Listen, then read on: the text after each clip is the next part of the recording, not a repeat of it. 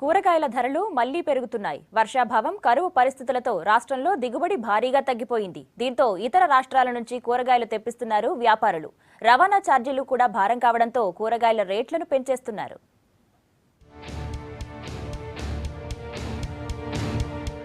రాష్ట్రంలో కూరగాయల ధరలు మళ్లీ చుక్కలనంటున్నాయి. వారం క్రితం రైతు బజార్లలో కేజీ 19 రూపాయలున్న టమోటో ధర ప్రస్తుతం 40 రూపాయలకు చేరింది. బయటి మార్కెట్లలో 50 రూపాయల వరకు పలుకుతోంది టమాటా.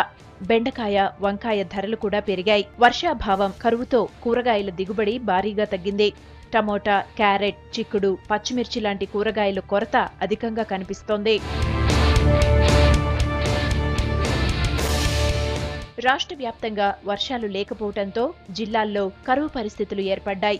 హైదరాబాద్ చుట్టుపక్కల జిల్లాలైన రంగారెడ్డి, మహబూబ్ నగర్, నల్గొండ, మెదక్ జిల్లాల్లో తీవ్ర వర్షాభావ పరిస్థితులతో చెరువులు ఎండిపోయాయి.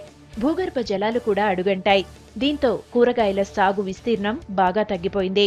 డ్రిప్ ఫెసిలిటీ ఉన్న రైతులు మాత్రమే కూరగాయలు సాగు చేస్తున్నారు.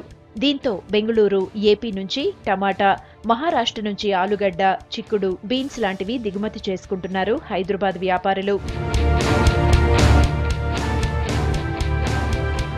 ఇతర రాష్ట్రాల నుంచి కూరగాయలు దిగుమతి చేసుకోవడం వల్ల రవాణా ఖర్చులు పెరిగాయంటున్నారు వ్యాపారులు.